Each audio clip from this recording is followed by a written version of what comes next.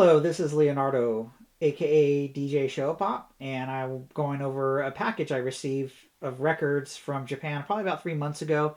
Never got a chance to make this video. I already actually wrote out all the notes and everything, so I did get a package yesterday, so I want to kind of go over this package and the one I got yesterday. So it wasn't a big one. I had less than 20 albums. It was mostly singles, so we're going to go ahead and get started. I've been really focusing on getting Hidemi Ishikawa's albums and singles. I got most of everything. There's about 5 singles I'm missing and 2 albums. Or 1 album really, and 1 on CD. So I'm fairly close to getting all her albums. Like I said before, RVC Records, RCA, she was basically the main female idol at this time. Kondo was the male idol. So I really wanted to go get to know her collection because I wanted to see like who was writing music for her at the time. A lot of the entries on Discogs hadn't been entered yet for the songwriters and stuff. I really wanted to go down this road. So I'm actually coming to close. This is a compilation I got. It's called Marine Blue. It came out in Marine Blue came out in August 25th, 1985. It came with a nice blue transparent vinyl, which I have back here. I pulled it out so you can kind of see what the vinyl looks like on it. Very nice blue. And it was the second compilation. The first one was Peppermint, and that was in green vinyl, like a cream vinyl, green vinyl. So both of her first 2 compilations were on colored vinyl. They had 1 new song on it called "Sea Loves You," but the rest of the songs were available as singles and other tracks from that time period. This was her 3rd compilation here, and this was called Hidemi. The Best Hidemi 20. It was a 2-record box set, and it actually comes in this beautiful, nice pink box set. It has an obi on it. It also comes with postcards, as you can see right here. Postcards that are perforated, so you can actually send it out. Came with a nice booklet. Had with a lot of information in it about her career and her songs, and it was a 2-disc set. The best thing about this compilation is that you can get it for like under 1,000 yen. It's not a very expensive set. Definitely worth picking up. I'm probably going to be inputting all the songwriters on it in the next day or 2, so we can have a better idea what songs are on it and stuff. But yeah, it's a nice box set, and it's worth picking up. It retailed for 4,000 yen back in the 80s, so that was kind of an expensive box set. But today you can pick it up for fairly a decent price. So. All right, the 3rd album I was missing was this Pastiche by also by Hidemi. This one was recorded in London, had a lot of British players on it, and it had some great covers of songs on it. You know, most notably Love Comes Quickly by the Pet Shop Boys, which is also available as a 12-inch, a very kind of tough to find 12-inch by Hidemi. Definitely worth picking up, a lot of great songs on it. And I like all her music. I think she, like Kondo, I think there was a lot of good songwriters on their albums. So it was always good. It was always evolving, and this is like just a great example of an album evolving. This came out in July 21st, 1986, so it's one of her later records. So let's go ahead and go to the next one here. All right, so also finishing up with you, Hayami, as well. This is a 12-inch called Heart Wa Modorana. And I have I have it as a 7-inch, but this was the 12-inch. And the cool thing about this is that they flip around on the back. It has a nice etching on the back. So the music's only on one side, and there's like this great image of her on the back side of the record. So it's pretty cool. She had a couple 12-inches. This is one of them. I've always liked this one, and even though 12 inches, and as you can see, 12 inches and compilations are usually the last things I pick up. But this is one I've wanted for a long time because I really love the cover on it, and it's just it's a great song if you haven't heard it yet. So, but this was on Taurus Records. All right, so another artist, and I've slowly been picking up her records is Minako Honda, and this is her debut album called In Syndrome. It came out in November 21st, 1985. Fortunately, this is a pretty beat copy. I bought it, and the obi is ripped off. Has a lot of damage on the like a lot of water damage and stuff on the front, and so I'm probably just gonna pick up another one. It's not a rare record or anything. It's probably like a $2,300 $4 $5 record. So, and it has some cool inserts in it and stuff. So, got a nice player copy, but I want to have a more put together copy. She didn't, I mean, from her time period, she didn't really have that many albums. She had like 5 or 6 albums, and then she did some albums in the 90s, of course.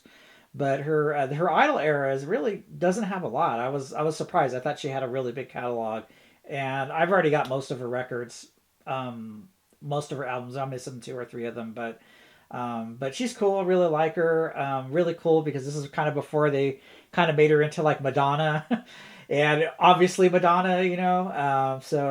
But it's nice to see like her, like just her before she kind of went down that road with making her kind of like a Madonna clone. When really, you know, she's a great artist and she has her own identity. So I'm really looking forward to hearing it. I haven't had a chance to listen to it yet. Kyon here. This is Fantasian, Kyoko Kozumi. I'm not focusing 100% on buying all her records, but I always try to fit 1 or 2 of them in. So I've been slowly getting her catalog, and I'm actually fairly close to having all her vinyl albums. I think I'm missing like 4 or 5. But I've always wanted this one just for the fact of the cover. It's just an amazing, amazing cover. You can see with her dress, the styling, the photography, you know, how she's dressed up. I've always loved this cover. I think out of all her albums, this was the one I kind of always wanted just by the cover. Haven't had a chance to listen to it, and I'm just glad I finally got a copy of it for my collection. So, all right, we're gonna go back a little bit here. This is Sumiko Yamagata, and a lot of people know her for her later stuff. Her last 2 albums were last 2 or 3 albums were kind of city pop albums, but this is earlier on in her career. Honestly, this is probably almost a crossover album. She was more of a folk artist when she first began. She was on Columbia. This is a Columbia record right here. And then she later went to a Columbia like sub-label called Blow Up. And so that Blow Up tends to be more of her later city pop rock stuff, and her earlier stuff tends to be her more of her folky Kaio ballad albums. And she had a really short career. I mean, her debut was in 1973, and she stopped being a recording artist in 1978. So she had her career was only 5 years, but she did like, you know, I think 7 or 8 albums. So she really stuffed a lot in the 5 years that she was an artist. When she stopped singing and doing her own releases, she became a session singer, and her vocal shows up like on a lot of television theme songs and commercials and anime theme songs and stuff. And that's kind of what her career was through the 80s and 90s, was just being a session vocalist that she would appear on all these records. But I really like her. I like these kind of early albums. I'm listening to one right now from the package I got from yesterday, and this one as well. And it kind of predates city pop by a couple of years, so it's not really city pop. It's kind of more heading on the new folk slash Kaio slash new music from this era, from this earlier. And it's a good way to split it between her Columbia records and her blow up records. But this is Sumiko, and the album is called Rainbow. So yeah. All right, let's get to the next one here. And this is another album I picked up by her. This one's just called Sumiko Live.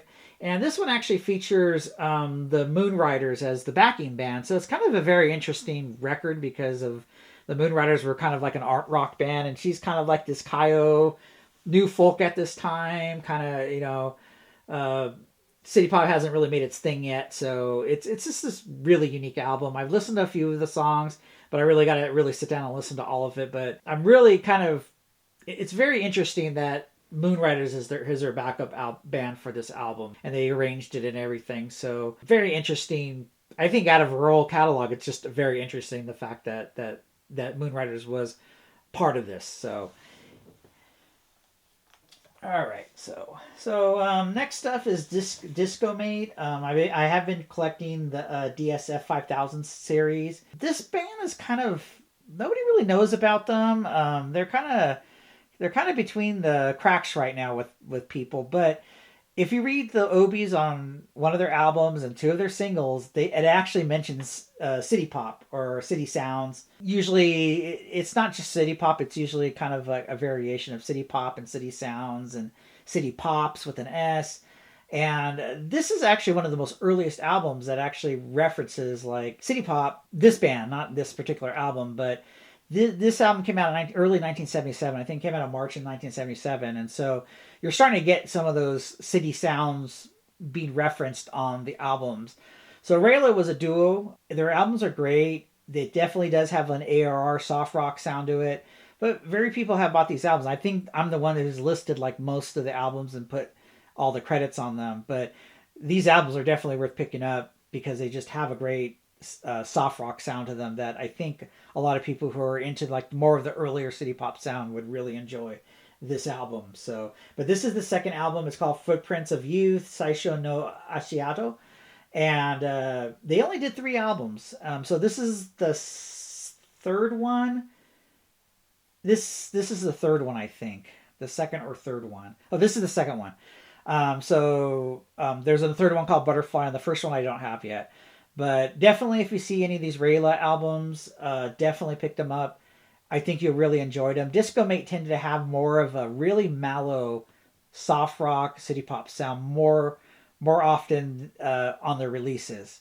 And so it's pretty much anything in this series of records. If you bought it blind, you would probably like it. All right, so and this is another Discomate. This is Shohei Hino, and the name of them is called Fuyo Yokoi, Come Winter. And he was an actor. He still is an actor. He actually does a lot of, even today in 2025, he's still an actor. He does a lot of costume movies, a lot of costume dramas in the last like 20 years. But at the time, he was a young actor, and they were really promoting him as a singer. So he has about 3 or 4 albums that he released between the late 70s and the early 80s. I believe this is the first one. I got the second one yesterday, and those 2 were on Discomate, and then he has 2 other albums that were on other labels.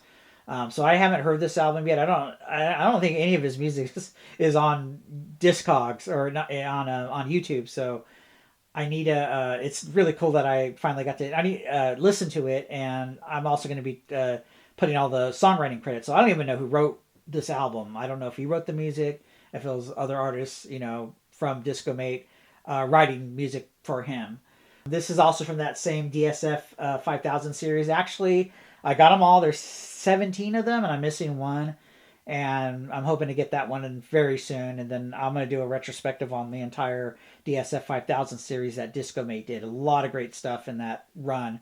And there's actually 2 runs. In the second run of catalog numbers, I'm missing 6 of them. So I'm slowly getting those and those records. But I have 2 of his albums. I'm going to listen to them. And hopefully I can give a little bit more input on the sound of it and what kind of music's on it. So. And all right, so another Discomate record, and as you can tell, like I said, I'm collecting Discomate right now.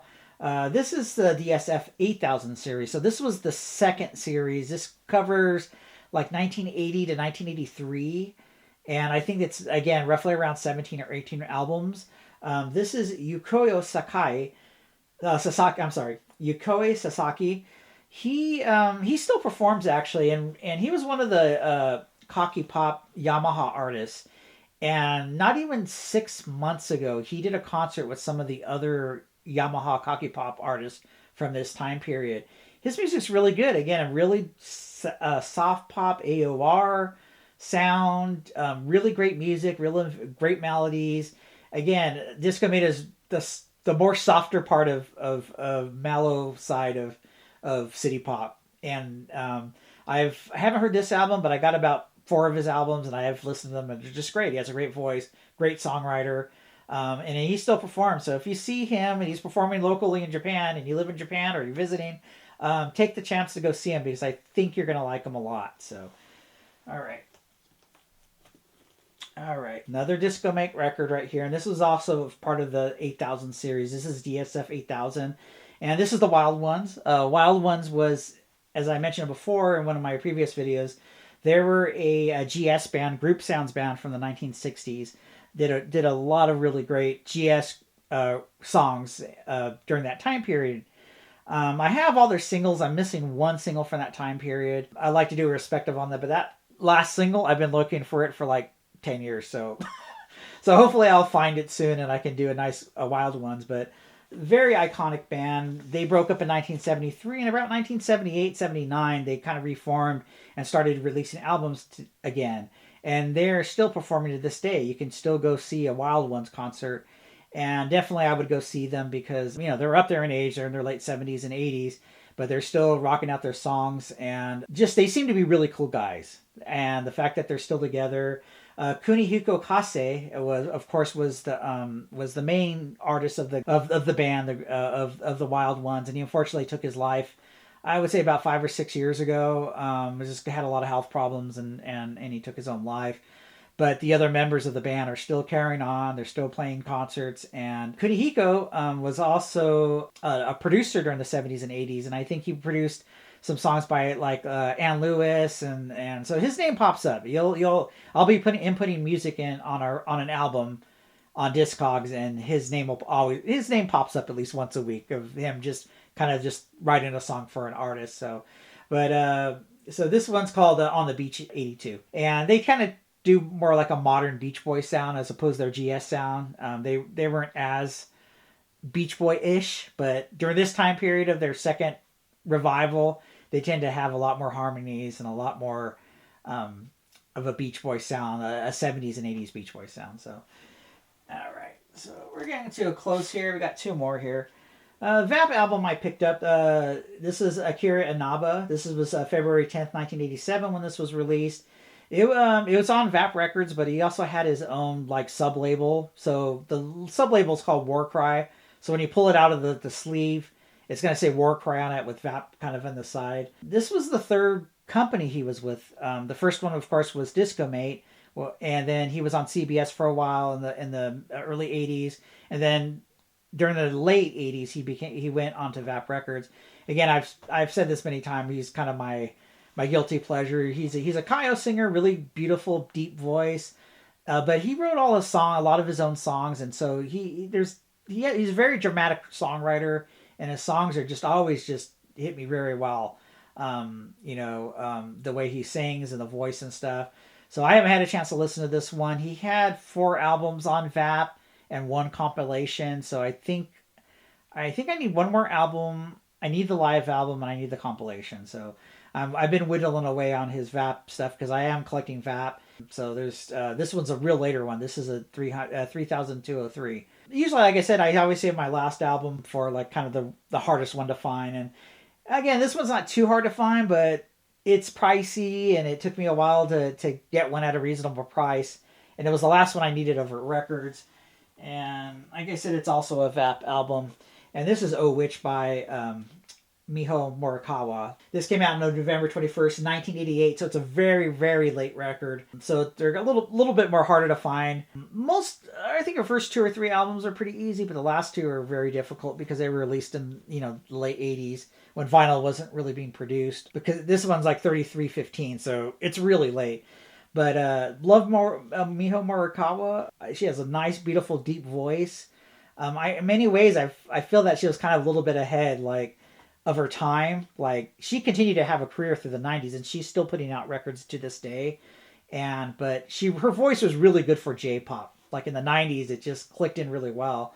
Even though I do love the VAP era, her Kaio era is fantastic. It's just always nice to hear these female singers with the more deeper voice like Akira. And there's a few other ones, Kei Ishikawa.